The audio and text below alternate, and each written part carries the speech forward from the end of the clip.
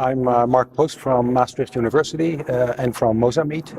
I'm a medical doctor by training, but I use tissue engineering to create meat from stem cells from a cow, specifically a hamburger that we launched in 2013 in London for the first time ever. We were the first to present this hamburger from stem cells. The idea was already older than that, but we were basically the first ones to really realize it. A registered trademark? I don't think so. We are producing a food. There are usually no registered trademarks in food. So we probably are going to develop technologies that other companies that have brands are going to distribute and sell. Maybe they have trademarks on it. We probably are not going to have. The reason to work on cultured meat is very simple, actually. Meat consumption will rise globally, and we don't have enough space on this planet to grow that amount of meat. So it's a food security issue. We also know that 15 to 20% of all greenhouse gas emission comes from livestock, and we want to reduce that, and you can do that with cultured meat.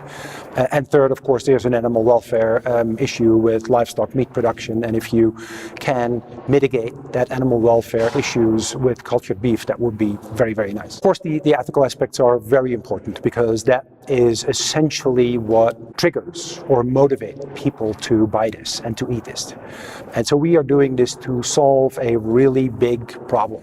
And for that, you not only need to develop the technology, you also need people to start eating this and replace their current meat consumption with cultured meat consumption. And for that, it has to be morally superior. I think it's going to be, it potentially has a health benefit as well. So one of the things that you can do is create fat tissue with more omega-3 fatty acids. So polyunsaturated fatty acids actually lower your cholesterol. That would at least mitigate the risk for cardiovascular disease. Other risks, as long as we don't know exactly what in meat actually produces that risk, it's kind of difficult to do that. But of course, if you grow this in a laboratory or in a petri dish, you have much more control over what components of the beef are in there that you really want and what components you may not want, you might want to reduce. We are developing this mostly in the Netherlands. At the scientific level, we have no connections yet with researchers doing this in Italy. We get a few students from Italy that are interested and want to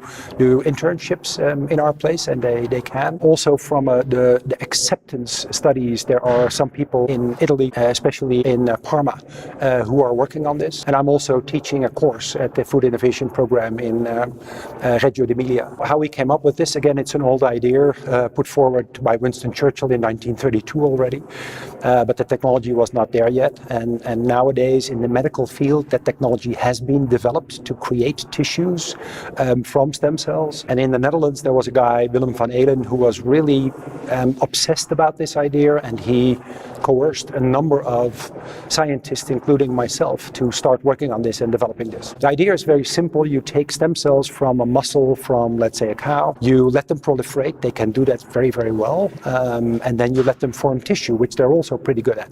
They do that completely in a petri dish.